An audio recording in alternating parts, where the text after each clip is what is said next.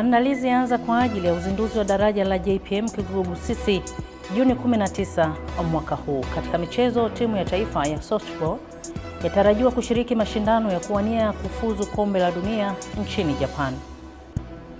Naam, habari za asubuhi mtazamaji wetu popote pale ulipo. Karibu katika habari ya asubuhi ya leo. Mimi ni Margaret Itana atakayekuletea habari hizi. Tunaanza na habari za kitaifa. Wakati Mheshimiwa Rais Daktari Samia Suluhu Hassan akitarajia kuzindua rasmi matumizi ya daraja la JPM Kigogo Busisi Juni 19 mwaka huu, wananchi wametakiwa kuanzisha biashara zenye ubunifu ili kuvuna matunda yanayotokana na uwepo wa uwekezaji mkubwa wa daraja hilo nchini. Henry Kavirondo ameandaa taarifa ifuatayo. Akielezea mafanikio ya utekelezaji wa miaka 4 ya serikali ya awamu ya 6, Waziri wa Ujenzi Abdalla Ulega amesema mafanikio hayo yana mchango mkubwa katika ukuaji wa uchumi, kurahisisha utoaji wa huduma za kijamii na kuimarisha ustawi wa maisha ya kila siku ya wananchi.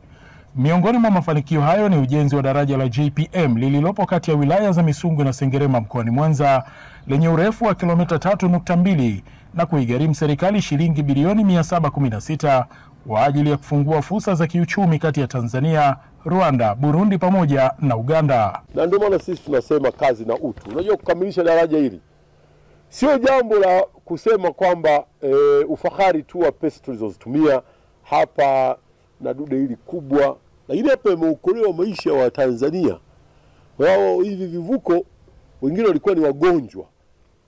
Wako kina mama wajawazito. Kutokana na uwekezaji wa daraja hilo, wananchi wanasema kuwa huu ni ukombozi kwao katika kuokoa muda wanapokuwa kwenye shughuli au safarini, huku wengine wakithibitisha kuchungulia fursa. Nashukuru serikali ya Jamhuri ya Muungano wa Tanzania kwa juhudi ambazo imeendelea kuchukua kuhakikisha kwamba daraja hili linafunguliwa kwa wakati ili wananchi wasiwe na foleni kubwa kama tunavyoona. Tunahitaji tuwekewe stendi, tuwekewe parking, hata kama mtu atakuwa anatoka safari zake atapaki gari, atakuja kutuchangia dagaa, atatuchangia samaki, atatuchangia chakula. Kwa mujibu wa Waziri Ulega, mafanikio mengine ni upanuzi wa viwanja vya ndege nchini, ujenzi wa vivuko, majengo ya serikali yaliyo chini ya Wakala wa Majengo Tanzania TBA, pamoja na ujenzi wa barabara. Jumla ya kilomita 15,511 zipo katika hatua mbalimbali za matengenezo. Na tuna barabara ambazo zimekamilika ndani ya hii miaka 4. Na ukamilifu wenyewe ni wa kiwango cha lami kilomita 1366. Henry Kavirondo, Channel 10, Mwanza. Shukran sana Henry Kavirondo kwa taarifa hiyo. Mtazamaji, kule nyanda za juu kusini, bodi ya usajili wa wabunifu majengo na wakadiriaji majenzi AQRB imeanzisha programu ya masomo na mitihani nchini kwa wanafunzi wa shule za msingi na sekondari yenye lengo la kuandaa wataalamu na wasanifu wa majengo nchini. Taarifa ipi Makosi Polinali inafanua zaidi. Akimwakilisha msajili wa bodi ya usajili wa wabunifu wa majengo na wakadiriaji wa majenzi AQRB Bundara Mashaka amesema hayo katika wiki ya wasanifu majengo iliyofanyika katika Chuo Kikuu cha Sayansi na Teknolojia Mbeya MUST, na kusema kuwa programu hii imeanzishwa kwa lengo la kusaidia kupata wataalamu wengi na wenye weledi nchini. Leo tumekuwa na initiative ya kujaribu kuhamasisha wanafunzi wa sekondari na shule ya msingi kuelezea tu what's architecture, what's conservation na advantage yake. Kwa maana tumekuwa tukianzisha mashindano ya essay competition. Tunaweka tu maswali fulani ambayo yako very simple, kwamba labda ulishawahi kumsikia mtu anaitwa architect anafanya kazi gani?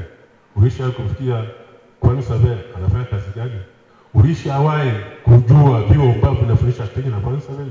Naye mwakilishi wa makamu mkuu wa Chuo Kikuu cha Sayansi na Teknolojia Mbeya MUST Dr. Ramadhani Teka ameeleza malengo ya wiki hiyo ya wasanifu majengo na kuwataka wanafunzi hao kusikiliza kwa makini mafunzo wanayopewa katika chuo hicho. Here for the purpose of getting the knowledge.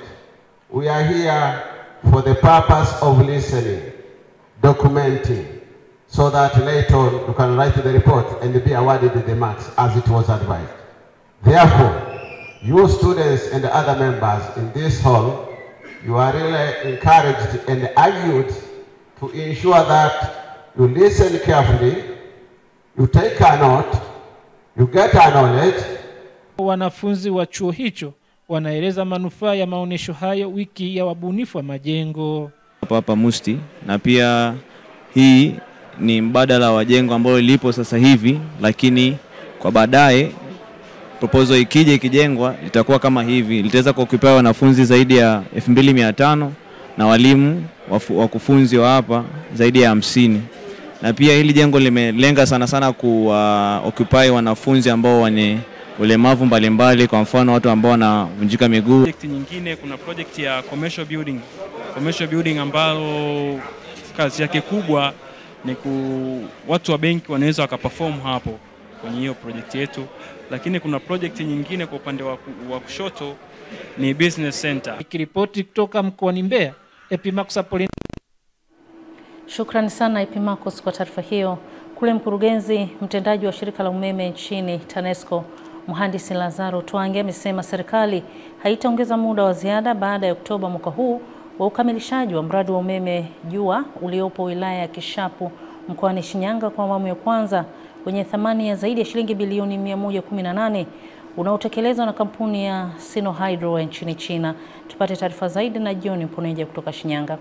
Akikagua maendeleo ya ujenzi wa mradi huo umeme jua uliofikia 63% ya utekelezaji, Mhandisi Twange amesema Rais Daktari Samia Suluhu Hassan ametoa zaidi ya shilingi bilioni 323 kwa ajili ya kuzalisha megawatts 150 za umeme utakaowasaidia wananchi. Mwishoni mwa mwaka huu kama tulivyoahidi, na tutapush kuhakikisha mkandarasi anatekeleza wajibu wake, na matazamio yetu ni kwamba tusimpe nyongeza nyingine, kumshukuru Rais kutoa shilingi bilioni 323 kwa ajili ya mradi huu wa umeme jua.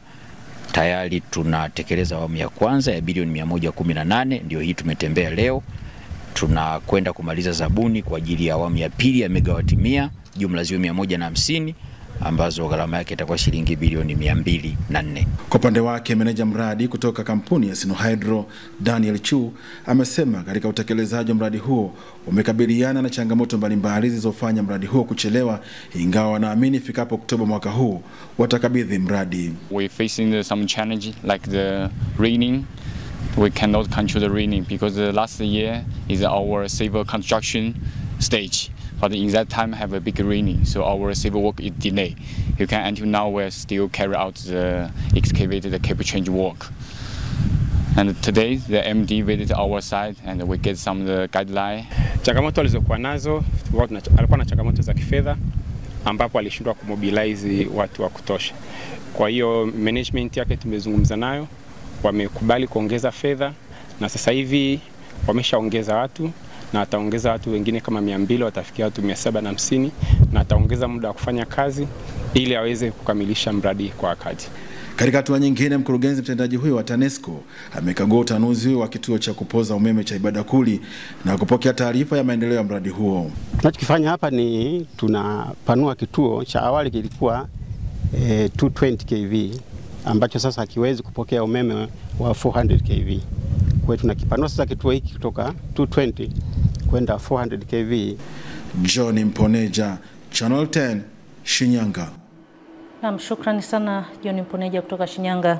Mtazamaji, kule kaskazini mwa Tanzania, Mzee Ramadhani Sebo mwenye umri wa miaka 105 aliyepigana vita ya pili ya dunia, ambaye anaishi katika kata ya Kisangasa wilayani Kilindi mkoani Tanga, ameeleza shauku yake ya kutaka kumwona Rais wa Jamhuri ya Muungano wa Tanzania Mheshimiwa Daktari Samia Suluhu Hassan baada ya mwingi wa uhuru kumtembelea na kumpa matumaini. Taarifa zaidi na Raya Kipingu kutoka Tanga. Sasa ulipouona leo umefarajika vipi leo? Nataka nimuone Rais. Nataka nimuone Rais. Okay. Mwenge umeuona lakini? Nimeona. Bado unawaka tangu siku uliopandisha juu. Mwenge wa Uhuru una falsafa ya kumulika na kuleta matumaini pale ambapo hakuna matumaini, upendo kwenye chuki na kusisitiza uzalendo. Naamini hapa hakuna hata mtu mmoja ambaye amefikia umri wa huyu mzee. Naomba tumpigie makofi mengi sana. Sasa mimi kwa niaba ya wenzangu na kwa heshima ya Daktari Samia Suluhu Hassan, mzee huyu mimi nitamzawadia shilingi 200,000 hapa nilipo. Kwa sababu ameniambia hapa anataka amuone Rais. Na sisi tutamwambia Mheshimiwa Rais, kuna mzee kule Kilindi kwa kweli ana hamu ya kukuona. Aidha, Mwenge wa Uhuru umefungua mradi wa maji katika kijiji cha Kwa Maligwa ambao unakwenda kuhudumia vijiji 7 vilivyopo kwenye kata ya Kibirashi wilayani Kilindi. Wakina mama walikuwa wanalala visimani kwa ajili ya kusubiria maji ya foleni. Lakini baada ya mradi ule wa kwanza na huu wa pili sasa, naamini kabisa kwamba changamoto hizo tena zitakuwa kwetu kama vile hadithi. Mradi huu utakwenda kusaidia hali ya upatikanaji wa maji kwenye vijiji hivyo, lakini itakwenda kuhudumia takribani ya watu 36,000. Haya ndiyo mafanikio ya serikali ya awamu ya 6. Tunapokuwa tunasema serikali hii imelitekeleza mambo mengi na ahadi nyingi zimeendelea kutekelezwa, tunakuwa tunamaanisha. Mradi huu kwa vile Mwenge wa Uhuru umefika hapa siku ya leo, muda sio mrefu utaenda kuhamilika kwa 100%. Kutoka Tanga, Haraya Kipingu, Channel 10.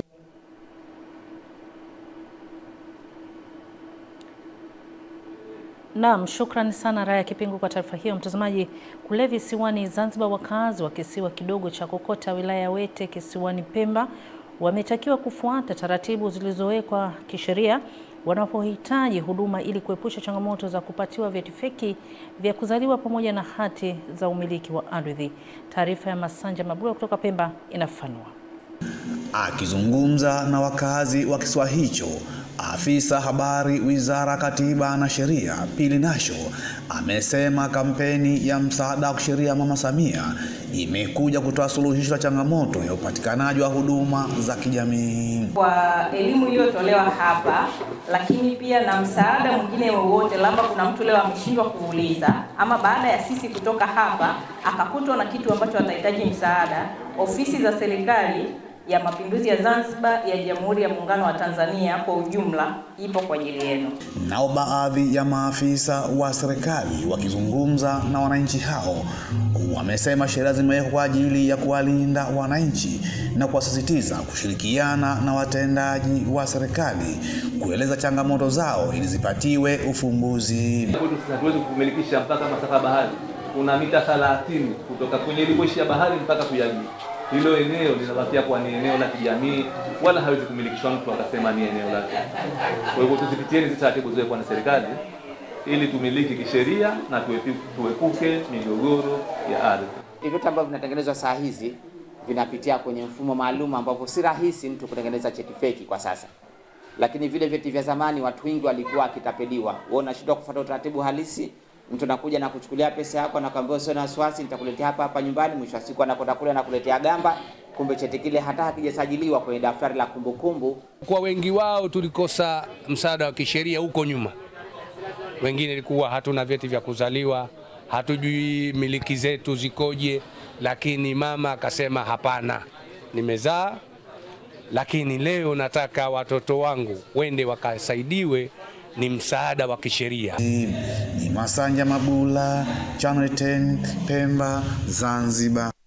Na shukrani sana Masanja Mabula kwa taarifa hiyo. Mtazamaji, turejee tena kule nyanda za juu kusini ambapo wananchi wa kijiji cha Mkotamano, halmashauri ya wilaya ya Tunduru mkoani Ruvuma wanatarajia kunufaika na kilimo cha umwagiliaji baada ya serikali kupitia Tume ya Taifa ya Umwagiliaji NERC kutoa shilingi bilioni 3.2 kwa ajili ya ujenzi wa skimu ambayo inakwenda kuwanufaisha wakulima wa mpunga na mbogamboga wapatao 497 kwa lengo la kuongeza uzalishaji wa chakula na biashara. Ditanyoni kutoka Ruvuma anaarifu zaidi. Akitoa taarifa juu ya ujenzi wa skimu ya umwagiliaji katika kijiji cha Mkotamo, mhandisi wa umwagiliaji mkoa wa Lucia Chaula amesema jumla ya hekta 850 za mpunga zinatarajia kulimwa pindi mradi utakapokamilika ifikapo Aprili 26, ambapo wakulima wametakiwa kulinda miundombinu hiyo pamoja na kutoa ushirikiano kwa mkandarasi. Mradi huu unaenda kulenga ujenzi wa banio, ujenzi wa mfereji mkuu, ujenzi wa mfereji wa upili, ujenzi wa mfereji ya mashambani pamoja na mifereji atakayokuwa natoa maji taka ya shambani. Pia utaenda kujenga na barabara ile ya mashambani na tunasema vivusha maji kwa ajili ya wapita njia watakaokuwa na mashambani. Kama kuna kazi zitahitaji loko fundi kwenye eneo hili, wanufaika wa kwanza wao vijana kutokea Mkotamo. Kwa sababu zimetajwa bilioni 3, tunatamani kama kuna hela zingine zibakie hapa hapa za mradi. Tusione watu wanatoka mbali kuja hapa kuchimba mtaro wakati vijana tunao hapa wangeweza kufanya hiyo kazi. Akishuhudia utiaji saini utekelezaji wa mradi huo, mkuu wa wilaya Tunduru Simon Chacha, ambaye alimwakilisha mkuu wa mkoa wa Kanali Hamedi Habasi Hamedi, amesema hii ni hatua muhimu katika kuboresha kilimo na kuongeza uzalishaji wa mazao na baadaye maisha ya wakulima. Skimu hiyo umwagiliaji itatoa fursa kwa wakulima wetu kuweza kulima mazao mbalimbali kwa mwaka mzima. Badala ya kutegemea mvua pekee, hii itasaidia kuongeza uzalishaji wa chakula na mazao ya biashara, na hivyo kuboresha kipato cha wakulima. Aidha, itachangia katika kupunguza umaskini na kuleta maendeleo endelevu katika jamii yetu. Tutapanda mazao mbalimbali ikiwemo mpunga ambao tulikuwa tunategemea tu kilimo cha mvua. Kwa hiyo kwa maji tunaweza tukalima kwa mwaka mara 2 kwa sababu tulikuwa tunapata maji ya kutosha, lakini pia tutapata fedha kwa kulima kilimo cha bustani ambazo zenyewe tutapanda vitu mbalimbali kama vitunguu, nyanya, bamia na kadhalika. Kutoka Ruvuma, Ditanyoni, Channel 10. Na shukrani sana Ditanyoni kwa taarifa hiyo. Mtazamaji, ni kurejesha tena kule kanda ya Ziwa ambapo mazao 6 ya biashara ikiwemo alizeti, mbaazi na maharagwe pamoja na ufuta ni miongoni mwa mazao ambayo yanatajwa kusaidia wananchi wilayani Rorya mkoani Mara kuondokana na vitendo vya uvuvi haramu, badala yake kujikita katika kilimo chenye tija. Taarifa zaidi na Musa Makari kutoka Mara. Mwezi Mei mwaka huu wilaya Rorya walizindua mpango wa mazao ya kilimo biashara ikiwemo alizeti, mbaazi, maharagwe, ufuta pamoja na dengu.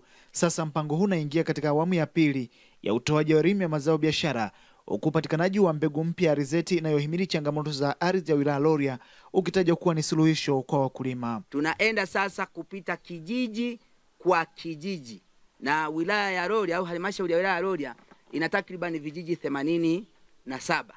Kwa hiyo katika hivi vijiji 87 tunahitaji kuwafikia wananchi wote.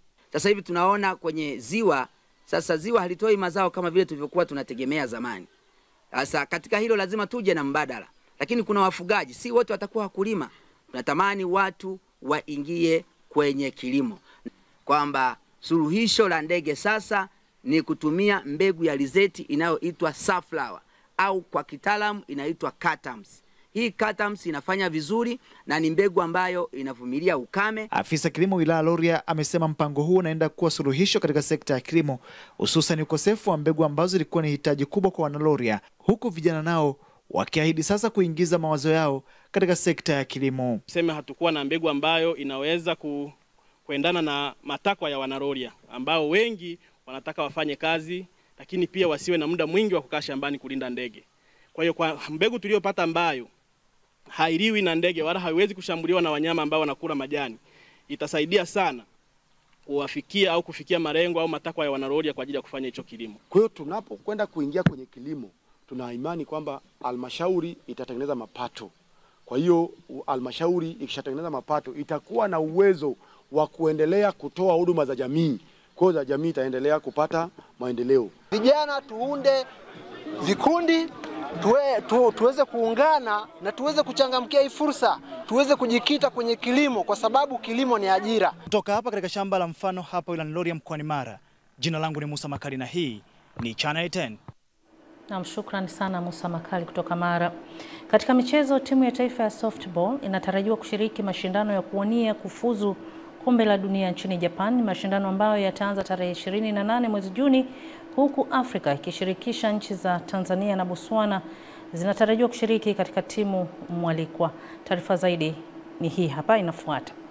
Akizungumza na waandishi wa habari za michezo, meneja wa timu ya taifa ya softball Abubakari Rajab amesema kuwa mashindano hayo yatakuwa na ushindani wa hali ya juu, huku akitarajiwa kuyatumia mashindano hayo kujifunza zaidi kutokana na ukubwa wa timu zinazoshiriki. Maandalizi kwa ujumla, physically na mentally kwa timu yapo vizuri, hakuna mchezaji mwenye injury yoyote wala mental issue wala physical issue yoyote. Kwa hiyo mpaka sasa hivi tunategemea timu itaenda kufanya vizuri na wachezaji kwa kweli kiwango chao kilinganisha na timu iliyosafiri 2023, at least tuna matumaini sasa hivi kwenda kufanya vizuri. Katika hatua nyingine, Abubakari Rajab amesema kuwa maandalizi ambayo wanayafanya yamekuwa na tija kubwa kwa wachezaji kutokana na mabadiliko makubwa yanayoendelea kwa wachezaji. Kubwa tunalojivunia ni ukakamavu na uwezo wa wasichana wetu. Kiukweli tuna wasichana wana michezo sasa hivi na tuna uhakika wanaenda kutupa kitu Japani. Maandalizi tumejiandaa vizuri na tukienda kula lazima tuwashinde. Tumejiandaa vizuri kama ndio hivi, kila siku tunakuja kufanya mazoezi, kwa tumejiandaa vizuri kama sisi. Esther Mtebe, Channel 10 Michezo. Naam, shukrani sana Esther Mtebe kwa kutamatisha habari yetu sehemu ya kwanza. Mtazamaji, tupate mapumziko mafupi, tukirejea nitakuletea sehemu yetu ya pili ambapo kwa ufupi nitakusomea vichwa vya habari katika magazeti nilionayo studio asubuhi ya leo. Mimi ni Margaret Tala. Tafadhali endelea kusalia nasi.